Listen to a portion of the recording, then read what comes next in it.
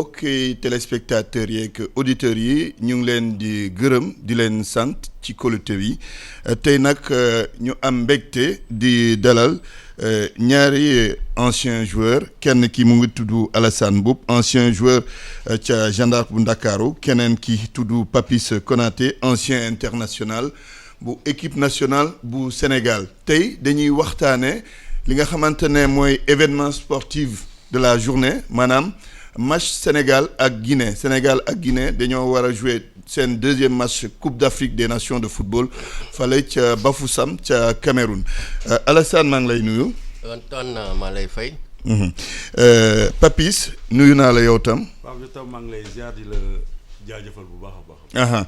wax naa ko sànq ca introduction bi Sénégal war a jàkkaarloog ak Guinée ci deuxième journée Coupe d'Afrique des Nations de football mu nekk nag match bi nga xamante ne day intervenir ci contexte bu xaw a jafe pour équipe nationale xam ngeen li xew parce que joueurs yu bëri ay cadres dañoo am Covid-19 noo gisee match bi ak naka la ko Sénégal war a aborder. asalaamaaleykum maa ngi nuyu ñëpp di nuyu ñu koy waxeetee auditeurs ITV yu ñu suivre sur la 90.3. Antoine tey Sénégal dina rencontrer l'équipe guinéenne. mu nekk benn match boo xam ni qualificatif pour le deuxième tour. Tout à fait. boo seetloo équipe Sénégal premier match am dafa gagné sur le même score que la Guinée. Tout à fait. donc tey ce sera un match qui sera âprement disputé. du yomb. entre ñaari équipe yoo xam ni. mun naa wax ni ñoo bokk ndey bokk baay. parce que foo nee Guinée tudd fa Sénégal foo nee Sénégal tudd fa Guinée. moo tax ñuy woowee ko derby. derby le derby ouest africain. donc ba nga xamee ni que ni sax entraîneur Guinée bi. génn na benn kàddu bu xaw a safaanoo. teg ko ci kaw waa Sénégal. waaye moom dafa xamul rek. ndax maître Augustin Senghor. moom aussi génn bu rafet. calmer le jeu. parce que ni ñu koy waxeetee le fair play va prévaloir dans ce match. et ça va rester un match de football. Oui. donc Sénégal ak Guinée benn lañu. lu ñu ñaan kay ñu jouer ko ci jàmm. que le meilleur gagne. te nag suñu ñaan dañuy ñaanal suñu équipe mu gagné. waaw damay ñaan Sénégal yëpp à l'unanimité nañu ñaanal équipe bi. parce que supporter équipe bi. parce que dañu nekk ci benn situation bu xaw a particulière. Covid-19 bi installé wu na ci tanière bi. te boobu ba léegi Sénégal mooy contingent bi nga xam ne moom la gën a affecté. dëgg la donc damay ñaan Sénégal yëpp sax 12 joueurs ñoo jàpp Covid bi. très bien au total. waaw donc damay nañu ñaanal équipe bi nañu ñaanal Aliou Cissé te bàyyi critiques yi. nañu teer les critiques te ñu ñaan yàlla dimbal ñu génn ci jàmm. d'accord. waaw loolu daal laata ñuy dinañ dugg ci considération technique yi. naka la Aliou Cissé war a classé. taxawee. nu mu war a taxawee ba mën a am ndam digganteem ak Guinée. Papis Konaté même laaj bi itam nan nga jàpp match bi noonu lay déroulé wu diggante Sénégal ak Guinée match bi nga xamante ne nag dañ ko xaarandi bu baax. diggante ay doomu ndey comme ni mu ko waxee. waaw c'est vrai que su ma nuyoo waa auditeurs yi rajo yëpp. ba pare. damay kontaan ci invitation bi bu baax a baax. donc Antoine comme li nga wax rek par rapport à ce match là. c'est un match derby. c'est un match boo xam ne derby la donc mënul yomb. mais entre le Sénégal et la Guinée. équipe yoo xam ne comme ni ko Alassane waxee léegi ñoo bokk ndey bokk baay donc il va falloir que ñu vigilant. waaw xam jox match bi gëddam surtout. waaw respecter adversaire bi. joxul wàccuwaayam. mais wax na ko sànq Kaba Diawara kaddu yu mu yëkkati yow nan nga ko jàngatee est-ce que c'est pour la bataille psychologique. bien sûr ñun ñëpp ay footballeurs la ñu woon donc oui. Kaba. Je pense que dafa def erreur mais xamul ni Sénégal équipe bu expérimentée la. donc man si je me rappelle pas bu ma xàmmee ba léegi. Guinée gañewul Sénégal. ci équipe A bi non. te du tàmbali tey. waaw tey ñaanuma yàlla mu tàmbali tey. waaw mun na nekk mais Sénégal dina dóor Guinée. waaw parce que ñoom chaque fois suñu jeu ñun dañuy am problème. ñoom ils ont de bons joueurs certes. oui mais à chaque fois qu'ils jouent contre le Sénégal dañuy bàyyi seen mënin. loolu lu ko waral. non pression bi la xam nga voisinage bi la. ils viennent avec benn esprit de combattant boo xamante ne Sénégal waruma gagner. alors que su ñu ñëwoon relax ne Sénégal war nañu mun gagner Sénégal war na mun nekk. loolu yàlla bu mu am. donc man je dis que man je m'inquiète pas pour ce match-là je pense que les Lions vont monter en puissance par rapport à la compétition.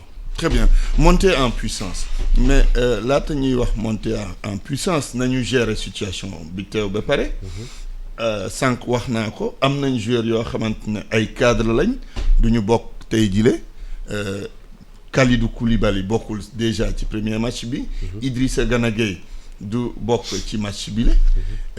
loolu naka la Aliou Cissé war a composer ak donne boobu parce que c'est une donne importante. waaw Antoine.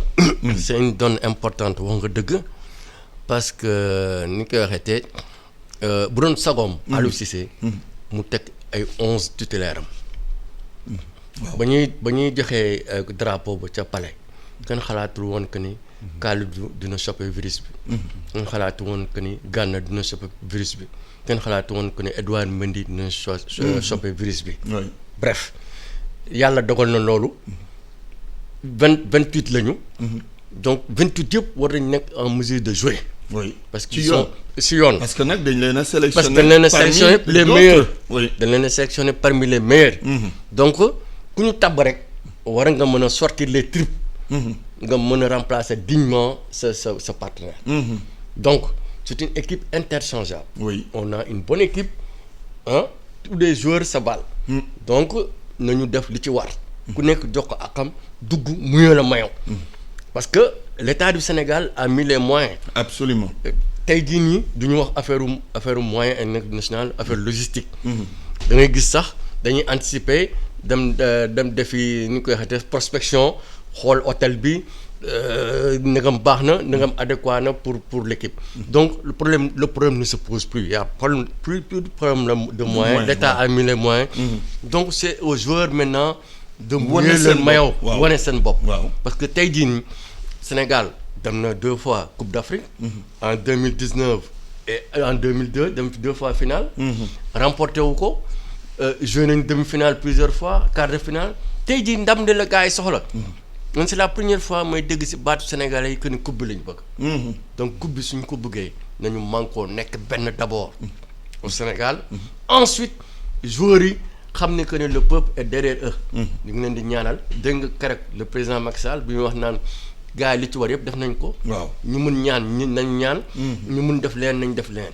donc tey jii nii mun naa wax ni que ni amul alibi. il faut se défoncer il faut aller jusqu'au bout sortir les tripes parce qu'on est des lions. un lion doit être féroce. d'accord un lion doit être féroce Papis comme ni ñu ko waxee. ñëpp seetlu nañ ne que Sénégal am na cadre yu manqué ci équipe nationale bi est-ce que loolu jar na tiit suñ diggante Guinée parce que am na ñoo xam ne dañ njort neex xëy na cadre yi buñ fi nekkul équipe bi du dox nu mu waroon a doxee. gars yi dañoo miin cadre yi rek. dañoo miin cadre yi rek. mais ñeneen mun nañ wane lu cadre yi di on a 23 joueurs interchangeables. oui mais xoolal liste Sénégal man je pense que ci liste yu gën a équilibré la bokk. est-ce que liste bu gën a équilibré même. liste Sénégal les joueurs qui sont remplaçants au Sénégal équipe bu ñu demoon dañuy jouer. waaw remplaçant fii ci équipe nationale. nekk titulaire seen club. waaw équipe bu ñu demoon fii si demoon Guinée wala Mali wala feneen dañuy jouer titulaire. donc man je m'inquiète pas pour ça. on a sélectionné les 23 meilleurs Sénégalais. donc war ñu nekk fii sax di jaaxle wala di def yenn kii.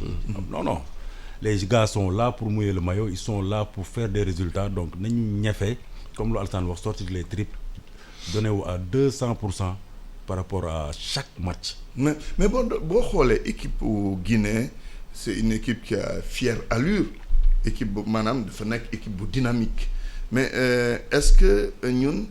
on aura les arguments yu war pour mën a contrer cette équipe là. moi je pense que oui. parce que équipe bu ba nga xamante ne la nekkul dans la même situation que ñun avec absence de. waaw xam nga mooy wax naa la ko sànq en début d'émission nee naa la ji nga Guinée à chaque fois suñuy joué ak Sénégal. oui seen mëneen dañ koy bàyyi. mais loo gis nag day wëñ boo gis ci benn lay doore. waaw loolu dëgg la tamit mais avantage psychologique bi Sénégal moo ko am. ñoom ñoo nekk en position de faiblesse à chaque fois suñu jeu ak ñun. waaw loolu nag atu boo xam ne rek warul c'est pas négligeable. les Lions dañ ci war a profiter bu baax a baax a baax saa yi ñuy jeu ak ñun dañuy am benn infériorité boo xam ne dañ koy ressentir à chaque fois. ñoom dañuy am pression trop par rapport. pourtant ils ont des joueurs de qualité. oui mais saa yi ñuy jeu ak Sénégal da leen nax gañe leen. mais loolu daal yàlla na amaat tey. amiin. waaw yàlla na amaat tey mais bu fekkente ne itam on s'est donné à fond. parce que bien non man je m'inquiète pas pour les Lions. Je pense que ils vont tout donner. mais détermination équipe bi yooyu yëpp dinañ ci waxtaane tout à l'heure alors au plan tactique ban dispositif ci sa gis-gis entraîneur Aliou Cissé war a teg dégg naa Lamine Mboup sànq. muy ne diw buñ ko tegoon fii diw ñu teg ko fële ainsi de suite dina joxe bi résultat bu ñu bëgg yow tey noo gisee lignes yi naka la war a composer lignes yi moom Aliou Cissé. waaw Antoine. Sur le plan tactique. C'est pas à négliger parce que loolu c'est important. waaw c'est important boo xoolee entraîneur bi. en général sax mooy gagner match. parce que moom mooy toog ci biti. mooy xam. di observer di xool voilà. D'abord Sénégal la dernière fois suñu match contre nu ñu koy waxee contre Zimbabwe. waaw Zimbabwe c'est pas une faute de guerre mais boo xoolee dafa rivaliser d'ardeur ak ñun quoi. ci lu wóor ba dernière minute. oui ñu am benn penalty. dugal ko donc ni ñu koy waxee tey jii nii dafa jël Bouna Sarr dugal ko au milieu de terrain. oui mu berte ñëpp. parce que Bouna il était à court de compétition gëj na jouer poste boobu. mais finalement il a fait une bonne prestation. oui au milieu de terrain. mu jël Ibrahima Mbaye bi nga xam ni il est à court de compétition. mu dugal ko à droite. te man sax je me posais la question man ne Aliou Cissé xanaa donc il se contredit. parce que Ibrahima Mbaye il était à court de compétition. oui te moom ci critère de sélection yi waxoon na que ni ku dul jouer du la jël.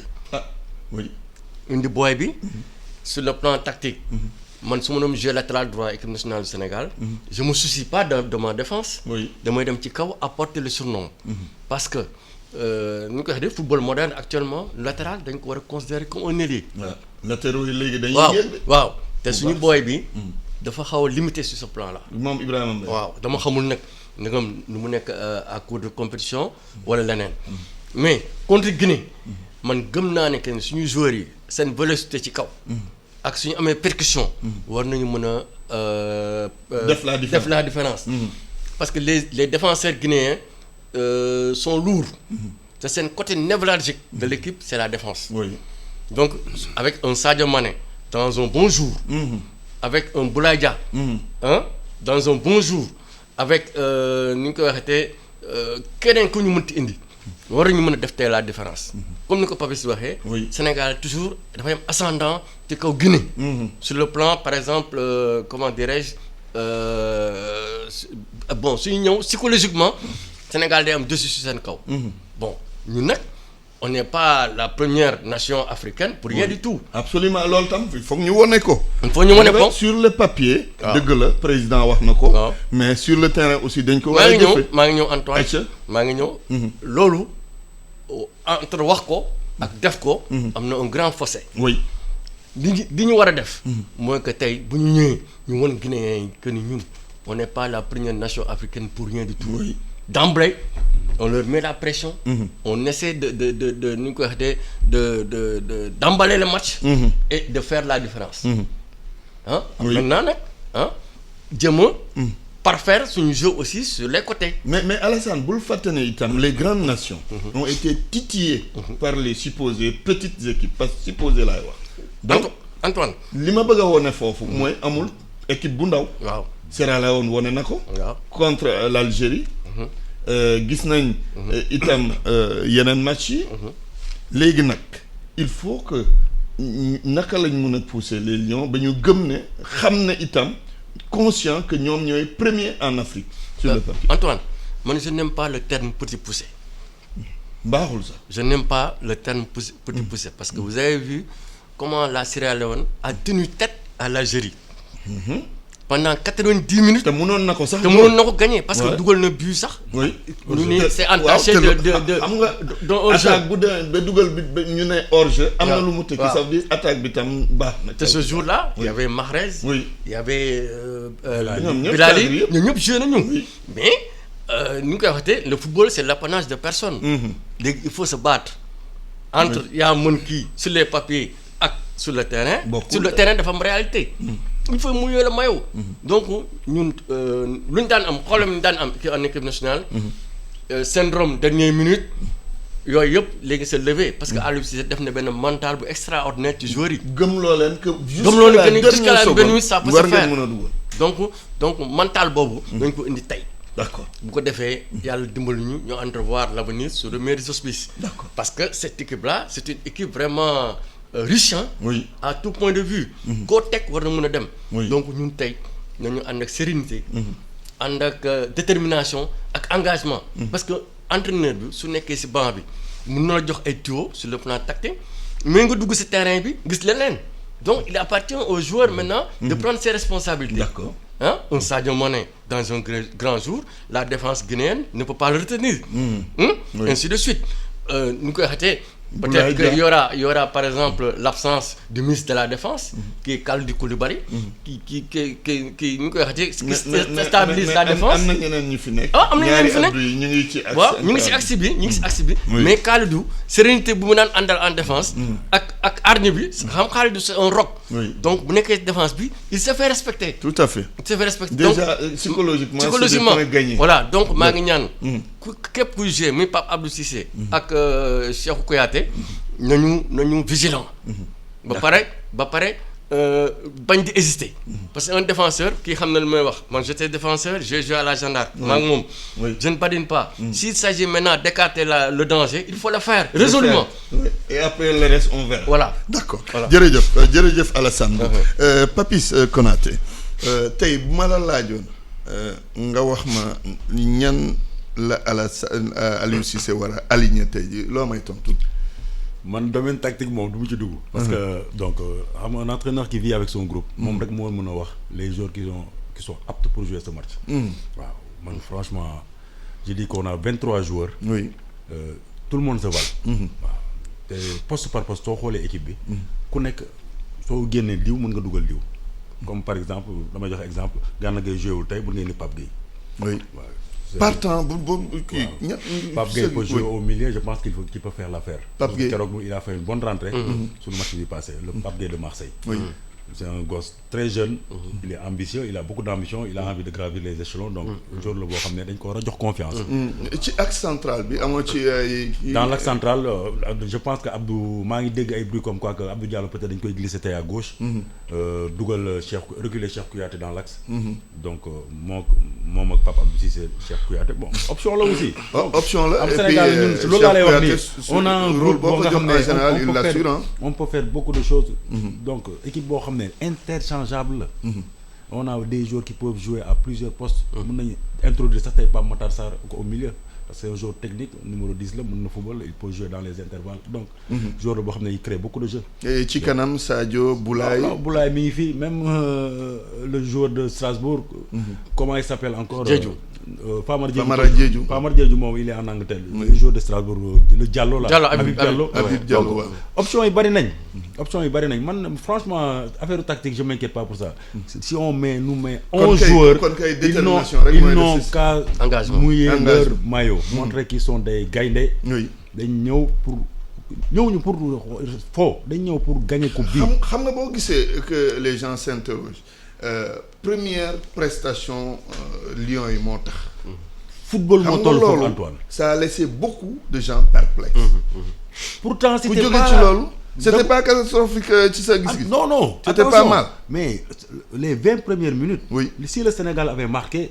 beneen match la ñuy wax score dañ koy scorer équipe. oui mais occasion nag da nga koy am pour concrétiser ko. c'est ça la beauté du football. oui football mënoo xam luy xew. te li maintenant avec incertitude yi am ak système mu bloc bas yi xew léegi. dans le football moderne. yooyu yaay favori l'outsider il reste avec 4 bàyyi la ak ballon bi. Il y a moins d'espace. C'est très très très difficile. Aliou Cissé a été toujours jugé. Par rapport au match contre le Cameroun Coupe d'Afrique boobu woon. 2017 la woon il n'a pas trouvé la solution. 2017 man day gisuma. domination à outrance. gisuma ban entraîneur mooy régler problème mu bloc bas man bi ma commencé seetaan football ba léegi nii. gisuma ko bloc bas da ngay am chance teel a dugal équipe B obligé ubbeeku pour jouer nga rey ko. mais plus les minutes passent plus muy semer le doute.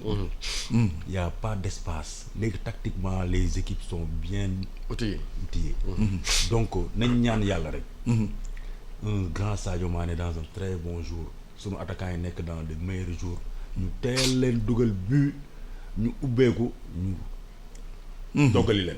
Je pense que c'est ça nañ ñaan fa te loolu damay exhorter Sénégalais yi yëpp ñu ñaanal équipe bi. D'accord. gars yi il faut que ñu comprendre ne football solidarité fu mu nekk. yàlla foofu lay nekk. dëgg la. nañu arrêter critiquer yi. ba pare ñëpp xool dans le même chemin. ñëpp. mbooloo mooy doole Cameroun xoolal man j'ai regardé leur match hier c'était ils ont certes marqué 4 buts. Oui, mais dans le jeu ça ne va pas. Cameroun impressionnant du point de vue jeu. Attention s'ils vont jouer contre une bonne équipe. Attention non déjà. ñoom ñoo njëkk a jël but dès les 5 premières minutes. c'est une équipe man très prenable. Oui mais tout à fait. man su weesoo Nigéria. Sénégal laa gis ñu wane fi lu xaw a leer. si dans le contenu. parce que di nga gis au moins bal bi jógee si défense jaar si milieu dem ci attaque bi. Oui. même bu fekkee ni Zimbabwe attention c'est les anglophones ils sont un peu. rigoureux dans le jeu. Ils sont physiques. jeu ak ñoom yombul ñi nga Afrique. Il y a un problème de terrain déjà. Bal bi day sautiller tout le temps. Oui. C'est très très difficile de jouer une Coupe d'Afrique. Très très difficile. Donc gars yi nañu muñal gars yi. jàppale leen surtout ñaanal leen. Ok oui. D'accord Alassane. Est-ce que bokk nga ci ñu gëm ne Sénégal commencé na à un certain niveau day yéegaat ci benn niveau ba atteindre la vitesse de croisière. bokk nga ci ñu gëm loolu. est-ce que. gëm naa ko gëm naa ne que ni tey. les gosses vont se lâcher. parce que ni ko waxee am na ay facteurs yu bëri yoo xam ni. kat dafa entré woon en jeu mooy d'abord le climat. boo xoolee au Cameroun. 30 et quelques 32 degrés. C'est un pays humide. donc dafa métti loolu du football te naaj bi canicule bu am foofu. amul fenn. oui mais joueurs yi quand même. ngay joué ay 14 heures. 14 heures dafa métti. mais gëm naa ne que tey l'équipe va s'améliorer. tey waaw ils vont sortir le grand jeu parce que boo xoolee ci équipe bi y a des néophytes des joueurs yi nga xam ne par exemple mosuñu ñëw coupe d'Afrique. oui jox nañ leen seen chance ñu commencé xam exactement lan mooy coupe d'Afrique. donc je pense que ni tey si on met l'essentiel. respecter le choix tactique de l'entraîneur. noppalu bu baax concrétiser les occasions moi je pense que war nañu mën def affaire tey. te ñun sax waruñu tiit en vérité ndegem cadre yi newuñu fi bu ñu demee bay ji gagné. cadre bu ñu ñëwee loolu kay mooy xanaa mën nañ sori ci compétition bi. waaw Antoine. oui Antoine comme li ma waxoon rek tantôt. nee naa ne c'est une équipe de football. Ils n'ont pas été sélectionnés. pour rien du tout. du tout. Ils ont été sélectionnés parce que ce sont les meilleurs. waaw donc ñooñu tey c'est vrai que bon yàlla moo dogal ñu soppal virus bi. du ñëw mais ñi fi nekk nañu fàtte nañ tax ñu fàtte ñee. parce que football noonu la waaw parce que dañ leen a jox seen chance football da ngay def de sorte que. Papis du ma démentir. tey jii da ngay nekk titulaire ci benn équipe nga jouer match 5 match doxal gars yëpp naan woy di tàccu. nga toog ba si yàgg benn match nga blessé. sa remplaçant ñëw def plus que yow. waaw il prend ta place. mais day fekk psychologiquement tam. mu fort de. parce non, que Antoine. bu dee Alassane mooy vraiment le meilleur défenseur de l'équipe. waaw nekk meilleur défenseur championnat la. waaw man Antoine ma war ko remplacer.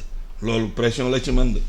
pression la bu 10. pression la mais boy c'est des joueurs de haut niveau. C'est des professionnels qui ont l'habitude de jouer dans des stades pleins. à craquer. oui donc un professionnel. c'est un war na mën a professionnel gérer war na mën a yooyu. dékku lépp. waaw professionnel soo ko waxee rek. war na mën a dékku lépp. muy pression muy leneen. donc tey jii nii un Pape Abdou Cissé war na mën a wane boppam. l'axe central il est grand. Abdou Diallo il est grand il est robuste et puis il est fort de la tête. tout à fait les balles arrêtées war na ko mën a exploiter. gis naa ko rek contre ñu koy waxee contre Zimbabwe. il a failli marquer. peut-être que bon. Confiance moo des tuuti mais ça au fur et à mesure ça va venir. parce que football noonu la ko confiance la. au fur et à mesure ngay jouer ngay gën a jàpp confiance. mais man daal man tiituma. waaw tiituma parce que am nañ 3 points au nul sax nous arrange mais ñaan ñu ko yàlla ñun victoire lañ bëgg. pour mën a qualifier virtuellement. en Coupe d'Afrique. nañ qualifier au 8e de finale. bu ko defee l'entraîneur. pourra par exemple ci 3e match bi sax. dugal ñenn ñi nga xam ne par exemple ils avaient chopé le virus. testé leen physiquement xool boo xam fu ñu toll. yow da nga ne un nul sax est-ce que yow ça veut dire que da nga intégrer nul mun na ci am quoi. non il faut respecter l'adversaire. non oui bien sûr c'est un football. si tu respectes pas l'adversaire. doo mun a jouer ak moom. donc koy respecter d'abord pour mun ko gagner. mais xam nga football comme ni ko Papis waxee léegi lu nekk mun na am. waaw parce que les Guinéens ne vont pas venir comme des manchots expiatoires comme des manchots voilà ils vont se défendre bec et ongle ci lu wóor pour défendre seen couleur pays. parce que d'abord boo gisee entraîneur bi nu mu waxee. ak joueur surtout que ñoom dañ leen di xaarandi am na lu ñu leen yëbe bu ñuy voilà très bien am na lu ñu am na seen président am na lu mu leen yebee. loolu am nga tam am na solo. te ñëpp gis nañ ko loolu ci internet bi ak li mu leen wax. lu mu leen wax ñun tamit on est le roi de la forêt. d'accord un roi da koy wane. waaw da ngay wane que ni yow yaa fi nekk.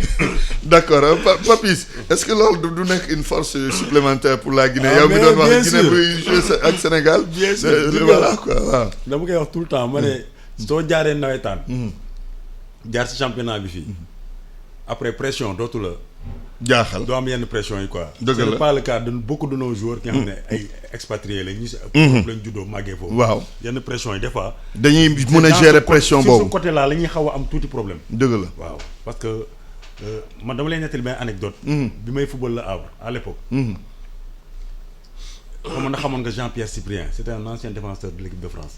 bi ma ñëwee sama premier match. ñu joué championnat ñu gagné ñu. may jooy quoi. mu ne ma mais Papis pourquoi tu pleures. man ko mais man j'ai pas perdre. mu ne ma putain Papis on a 33 matchs à faire. oui à chaque fois qu'on perd tu vas pleurer. ma ne waa kii lan lay wax nii. wax na dëgg. waaw football dafa metti. dafa metti de. te nul victoire ak défaite moo am. ñoo am dañuy ñaan yàlla may ñu ndam bi nag. au pire des cas mu jox ñu nul. d'accord waaw au pire des cas mais nañ respecter adversaire bi comme ni muy wax nii. d'accord malgré que le Sénégal est favori. mais nañu respecter adversaire. d'accord une minute pour joxe seen jugement. ci niveau compétition yi. waaw fu mu nekk niveau kan mun naa wax ni nivellement des valeurs moo am. waaw nivellement des valeurs moo am pour le moment. oui parce que préparation bi ça a été escamoté pour certains. oui ñi nga xam ne par exemple seen joueurs yi ils ont chopé le virus. oui yaa ngi dégg donc les automatismes commencé wul huiler équipe bi. waaw mayonnaise bi commencé gul prendre. pour ñenn ñi xam nga. mais au fur et à mesure ñuy dem. di nga sentir que ne niveau bi dina gën a élevé quoi. mais pour le moment nii le Nigeria sort du lot. Ils ont fait un bon match. Composé de jeunes joueurs. Qui sont bien physiquement et tactiquement. Bon, le score ne reflète pas la physionomie du match. Parce que boo gisee score étriqué bi da nga naan peut-être opposition bi moo tax. mais ce jour-là Nigeria war na dóor un score fleuve waa Égypte mi nga xam ni Mohamed Salah. nekk ballon d'or africain. nekk meilleur buteur en Angleterre. keroog dañ ko noyé. bu baax sax il est passé complètement à côté de son sujet. Ouais, souvent nag c'est les grands joueurs. Quand ils sont attendus c'est toujours comme ça. Voilà. Parce que day am dispositif particulier. mais nag gis naa côté Nigeria moom. le jeu à la baballe. le jeu nu ñu ko waxee champagne. basé sur de petites passes. ñooyu dañ koy appliquer à la règle. très bien Papis pour jeexal. niveau compétition niveau bi. je pense que ça va monter en puissance. par rapport à la compétition donc je suis un peu déçu nag du ma ko nëbb. waaw parce que pour niveau. daan nga gën a xaar. waaw parce que ni ñu commencé compétition bi moom franchement il y a trop de duels Afrique noonu la nag. y a trop de duel dañu bari les gens courent beaucoup plus qu'ils ne réfléchissent. donc man loolu laa gis. ci compétition bi quoi mais je pense que au fur des matchs. parce que équipe yu ndaw yi itam ñooy indi loolu. parce que ñoom dañuy ñëw ils se défendent bec et ongles. non bul sonn dañuy maye lépp la ñuy maye. donc mais je pense que ça va changer d'ici le deuxième tour et tout. jërëjëf Papis Konaté nekk ancien international Sénégal joué na fële Le Havre ca France. jërëjëf Alassane Mboup ancien joueur également nekkoon ca Jeanne d'Arc bu Ndakaaru ma amoon mbégte ànd ak yéen ci matinalu iRadio ITV yéen auditeurs yi téléspectateurs yi jërë ngeen. Antoine. maa lay remercier di la sant. ci sa invitation. tey nga baal ma rek. comme sama benn xarit. sama doomu ndey boo xam ni. dafay tudd doomam. mu coïncider ak match Sénégal bi. mu sama xarit sama wëllëre. muy Abdou Ndiaye. dëkk fële. ca Médina. moom ñoom Lamine Sonko. Médina gi waaw ak ñoom adjudant Bolton. nekk au niveau de la DAF. adjudant Thiaw. nekk au niveau de la DAF. ak le commissaire Wahabou Sall. le directeur de ressources humaines de la police nationale. ak le commissaire Djibril Camara au niveau du bureau passeport. xam naa ni ils suivent avec intérêt cette émission. et que vraiment. bu neexee. nañu xam ne que ni yàlla moo ñu dimbali. waaw mais bu naqadee ni nga xam ne si ñun la. ñu ngi leen di gërëm jërë ngeen def yéen tamit.